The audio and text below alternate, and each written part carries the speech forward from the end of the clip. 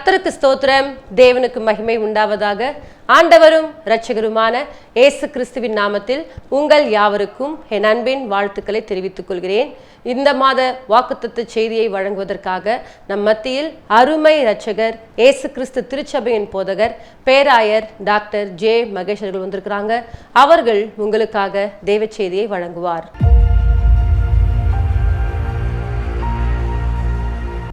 கர்த்தருக்கு ஸ்தோத்திரம். இந்த மாதத்தில் கூட தேவன் நம்மளை வழிநடத்தக்கூடிய விதங்களை நம்ம நினைக்கிறோம். கடந்த மாதங்களில் தேவன் நமக்கு கொடுத்த வார்த்தைன்னா பிரயோஜனமானவைகளைன்னு சொன்னார்.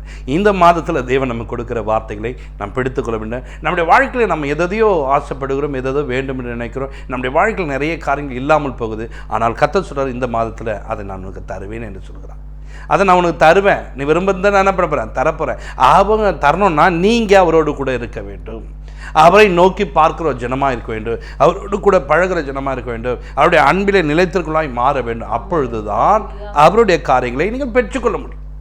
நீங்கள் நிறைய பேருடைய வாழ்க்கையில் பார்த்தீங்கன்னா அவரோடு கூட நெருங்குவதை குறைத்து கொள்ளுகிறீங்க. அப்படி இருக்கக்கூடாது.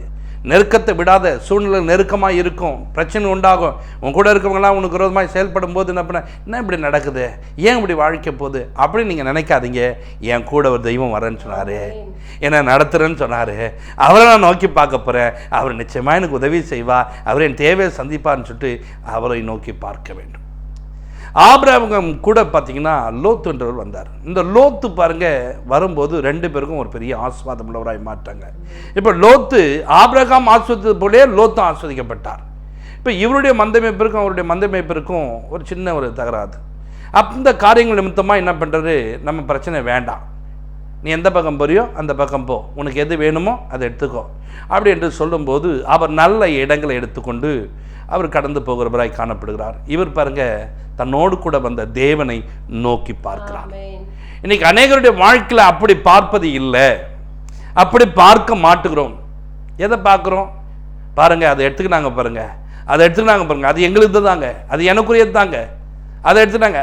அதை பார்க்கறதை விட பார்க்க வேண்டிய பார்த்து நீங்கள் பார்க்க வேண்டிய பார்த்தீங்கன்னா உங்கள் வாழ்க்கை ஆசீர்வாதமாக இருக்கும். ஆதியாகமம் புத்தகத்தை எடுத்தீங்கன்னா 13ஆம் அதிகாரம் அதில் 17ஆம் வசனம் வாசிங்க. நீ எழுந்து தேசத்தின் நீளமும் அகலமும் எம்மட்டோ அம்மட்டும் நடந்து திரி, உனக்கு அதை தருவேன் என்றார். அல்லேலூயா. சொல்ல பாருங்க, நீ எழுந்துரு, நீ எழுந்து பாருங்க, நீ நடக்க ஆரம்பி, நடந்து திரி. நடக்கிறது வர திரித்து வர, திரித்துன்னு சொன்னா ஒரே ஊருக்குள்ள போயின்னு வந்து நட காலையிலேருந்து தெரிஞ்சு நிற்கணுவாங்க. அப்படி இவர் திரியக்கூடியவராய் கர்த்தர் மாற்றினார். நீ நடந்து திரி, நீ திரிஞ்சுனா நீ எதெல்லாம் நடக்கிறியோ அதை நான் உனக்கு தருவேன் என்று சொல்கிறார். போயிடுச்சு நினைக்காதப்பா, இல்லாமல் போயிடுச்சு நினைக்காதப்பா, உன் தேவையை சந்திக்க நான் இருக்கிறேன்பா, உனக்கு நான் உதவி செய்ய நான் இருக்கிறேன்பா. எப்பொழுது நாம் தேவனை நோக்கி பார்க்கிறோமோ நம்முடைய வாழ்க்கையில கர்த்தர் பெரிய காரியங்களை செய்ய வல்லவராக இருக்கார், நம்முடைய தேவையை சந்திக்க வல்லவராக இருக்கார். நம்முடைய வாழ்க்கையில நாம் நடந்து திரியும் போது நம்முடைய வாழ்க்கையில ஒரு பெரிய ஆசீர்வாதம் உண்டாகும். பாட்டு பாடுறோம், கால் மதிக்கும் தேசம் எல்லாம் கர்த்தருக்கு சொந்தமாகும். கவனிங்க, நம்ம கால்களுக்குள்ள அப்படிப்பட்ட ஒரு வல்லமை கர்த்தர் வைத்திருக்கிறார். நம்ம எங்கே போகிறோமோ அந்த இடத்துல நம்ம சுதந்திரிக்க முடியும் என்று. இன்றைக்கி நிறைய பேர் பாருங்கள், நிறைய நேரத்தில் அவங்க அதுக்குள்ளே தான் இருப்பாங்க, ஆனால் என்ன பண்ணுவாங்க, அதை சுதந்திரிக்க முடியாதவங்க மாட்டுவாங்க. நான் வருவதுக்கு முன்னாடி ஒரு அம்மா வந்து சொல்கிறாங்க, ஐயா இந்த மாதிரி கார் நினைச்ச கார் எடுத்துன்னு போயிட்டாங்க, 4 மாதம் டிவி கட்ட முடியாமல் அவங்க கார் எடுத்துன்னு போயிட்டாங்க அப்படின்னாங்க. அந்த காருக்குள்ளே தானே அவங்க கணவன் இருந்தார், அந்த காருக்குள்ளே தானே அவங்க கணவன் எப்போ பாரு என்ன பண்ணார், இருப்பார், தங்குவார். ஏன் அந்த ஆசீர்வாதத்தை சொந்தம் ஏதோ ஒருத்தர் எங்கேருந்து வரவே அதை சுதந்திரத்தின்னு போக முடியுமானால், அந்த காருக்குள்ளே இத்தனை வருடமும் இத்தனை மாதங்களும் நீங்கள் இருந்தீங்களே, ஏன் உன்னால் சுதந்திரிக்க முடியல? ஏன் உன்னால்? பார்த்தீங்களா, நம்முடைய காரியங்கள் எல்லாம் பார்த்தீங்கன்னா அவரை நோக்கி பார்க்க வேண்டும். நம் கால்கள் பாருங்க, நம் நிற்க இடங்களை சுதந்திரமாய் மாற்றணும். அந்த இடத்துல சொல்றாரு, நீ நடந்து திரி, நீ நடந்து திரியும் போது அதை நான் உனக்கு தருவேன். நீ நடக்கக்கூடிய இடங்களை, நீ சுதந்திரிக்கக்கூடிய இடங்களை, நீ எங்கெல்லாம் தெரிஞ்சு அது உனக்குரியதாய் கர்த்தர் மாற்றுவேன் என்று கர்த்தர் சொல்கிறார். இன்றைக்கு நம்முடைய வாழ்க்கையில் அதை தருகிறேன் என்று சொன்னவர் நம்முடைய வாழ்க்கையில் எதெல்லாம் இல்லையோ அதை தரக்கூடிய மாதங்களாக இருக்கு. அதை தந்து உன்னை ஆஸ்வதிப்பார், உன் தேவையை சந்திக்க வல்லவராக. கவனிங்க, இந்த மாதத்தில் நாம் நிறைய நேரங்களில் யாரையோ பார்க்குற நம் தேவனை நோக்கி பார்க்க கற்றுக்கணும்.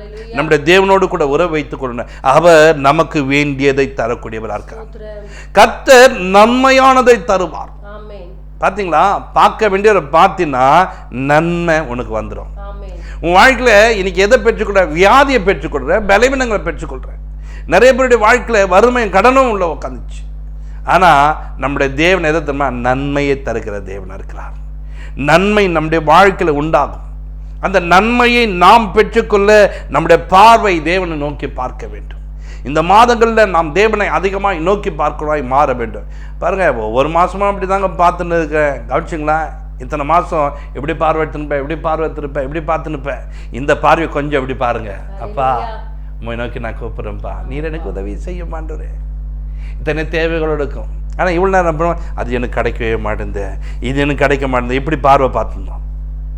இதுதான் கிடைக்க மாட்டேங்குது. அதையும் பார்க்க வேண்டிய பாரு. அவர் உனக்கு எல்லாவற்றையும் தர வல்லவராக இருக்கிறார். அதை நான் உனக்கு தருவேன் என்று சொல்கிறார். அதை தருகிற ஒரு தேவனாய் உன்னோடு கூட அவர் இருப்பதனால அவரை நோக்கி பாருங்க. உடன்படிக்கை பெட்டியை அவர்கள் சுமந்து கொண்டு போகிற ஆசாரியருடைய உள்ளங்கால்கள் அங்கே படும் போது என்ன நடக்குது தெரியுங்களா? புரண்டு வருகிற யோர்தான் அது பாருங்க, அப்படி ஓடி மறுத்து அப்படியே பிரியுது. அக்கறைக்கு செல்வதற்கு, அங்க இருக்கத்தை சுதந்திரிப்பதற்கு தேவன் நமக்கு உதவி செய்கிறார். நாம் நடந்தால், நம்ம கொஞ்சம் நடந்து பாருங்களேன், நடந்தா தாங்க அதை சுதந்திரிக்க முடியும். என்னால் நடக்கவே முடியலங்க. நிறைய பேர் நடக்கும் போது நடக்க முடியல படுத்துன்னு கிடக்குறேன். எப்படி நீ ஆசுவாதத்தை சுதந்திரிக்க போற? எப்படி உன் வாழ்க்கையில் சுகத்தை சுதந்திரிக்க போற? பலவீனம் தாங்க, பலவீனமாக தாங்க காணப்படுறேன். கொஞ்சம் நடந்து பாருங்களேன், இன்னும் நடக்க தெரியுமா? அங்கே நீங்கள் நடக்கும்போது உங்களுக்குரிய ஆசீர்வாதம், உங்களுக்குரிய சுகம், உங்களுக்குரிய பலன் உண்டாகும். ரொம்ப முடியல, ரொம்ப படபடன்னு இருக்குதுன்னு சொன்னால் உடனே என்ன பண்ணுறோம்? அங்கே இருந்து நடந்து யாருன்னா ஒருத்தர் கூப்பிட்டு கொண்டு அங்கேருந்து ஹாஸ்பிட்டலுக்கு போனோன்னையும் அங்கே போனோன்னு என்ன தெரியுமா? அங்கே உனக்கான ட்ரீட்மெண்ட் பார்த்து சுகமாக்கி வைக்கிறாங்க. பசியாக இருக்குதுங்க, கொஞ்சம் அப்படி நடந்து கடை வீதிக்காக போயிட்டு யாருன்னா பார்த்து ஒரு 2 இட்லி வாங்கி கொடுங்கன்னா பாருங்கள், நடந்தால் ஒரு ஆசீர்வாதம் இருக்குதுன்னு தெரிஞ்சுங்க. இன்றைக்கி நடக்காமலே என்ன பண்ணுறது தெரியுமா? நம்ம எதுவுமே செய்யாமல் நான் உட்காந்து தான் இருக்கிறேன் இவ்வளோ நேரம், யாருமே எனக்கு எதுவுமே தரல. நடமா, போக வேண்டிய இடத்துக்கு போமா, கர்த்தர் உனக்கு வேண்டியதை தருவா. சுகம் உண்டாகும், பலன் உண்டாகும், அற்புதங்களை செய்ய. கர்த்தரால கூடாத காரியம் ஒன்றுமே இல்லை.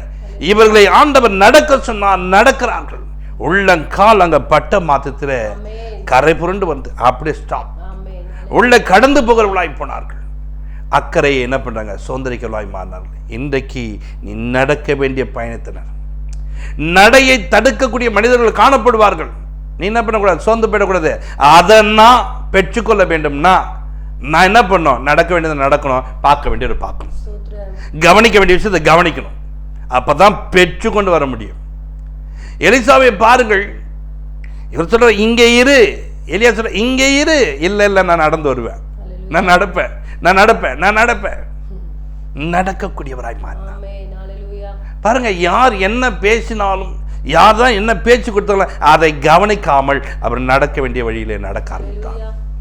வேற பாதை இல்லை, அவருக்குன்னு ஒரு பாதை இருக்கு, அதில் நடந்தார். நடந்தது நிமித்தம் தான் பாருங்க ரெட்டிப்பான வல்லமை உள்ளவராய் மாறினார். இன்றைக்கு உங்கள் வாழ்க்கையில இப்படியாப்பட்ட நன்மைகளை தேவன் தருகிற ஒரு மாதம் தான். அதை நான் உனக்கு தருவேன். அவர் ஆசைப்பட்டாரா? வரத்தை பெறாம விடவே மாட்டேன். உம்மிடத்தில் உள்ள ஆவின் வல்லமை ரெட்டிப்பா பெறாம விடவே மாட்டேன். அப்ப இவர் பின் தொடர்ந்து வருவதை அவர் தொடர்ந்து நிறுத்தி பார்த்தாரு, நிறுத்த முடியல. என்னதான் உனக்கு வேணும், என்னதான் உனக்கு வேணும்? உம்மிடத்தில் உள்ள ஆவின் வல்லமை எனக்கு ரெட்டிப்பா வேணும். கொடுத்தாரா? அவர் பாட்டு அவர் கடந்து போயிடுறவரா சூழல் காட்டில் எடுத்துக்கொள்ளப்படுறவராக காணப்பட்டார். ஆனால் தேவன் அவரை பார்ப்பதனாலே அந்த சால்வனை பண்ண கீழே வந்து விழும்படிக்கு, அந்த வல்லமை உள்ளவராய் மாறும்படிக்கு கத்துறாரு. இன்னைக்கு உங்கள் வாழ்க்கையில், என் வாழ்க்கையில் எதுவுமே நடக்கலை, எதுவுமே கிடைக்கல, நடக்க வேண்டிய பாதையில் நடந்து பார். கடந்த மாதம் சொன்னாரு, நான் உனக்கு போதித்து நீ நடக்க வேண்டிய வழின்னு சொன்னார். பாருங்க, அவர் பிரயோஜனமானவர்களை போதித்தாரு, நடக்க வேண்டிய நடத்துகிற தேவன் நான். இப்ப நடந்தினா என்ன பண்ண தெரியுமா? அவனுக்கு நான் உனக்கு தருவேன் என்று சொல்லுவார். எதை? நீ விரும்புகிறதை நான் தருவேன், நீ விரும்புகிறதை தருவேன். தாவீதுடைய வாழ்க்கையில் பாருங்க, அவர் போய் கேட்கும் போது ஆசாரியர்கள் என்ன சொல்றாங்க? உனக்கு வேண்டியதை தருவார். எப்படி தருவார்? அவர் உன் மன விருப்பத்தின்படி தந்தருளி உன் ஆலோசனைகள்லாம் நிறைவேற்றுவேன் என்று 20 சொல்றாரு. 21 சொல்ல பாருங்க, அவருடைய உதடுகளின் விண்ணப்பத்தை பாருங்க. அவர் உதடுனால ஒரு விண்ணப்பம் பண்ணது எல்லாவற்றையும் நீங்கள் தந்தீங்களே, அவர் மனம் இருப்பதும்படி தந்தை நீங்கள் ஆசிர்வதிங்களேன்னு சொல்றாரு. ஆண்டவர் அப்படி ஆசிர்வதிக்கிற தேவன்.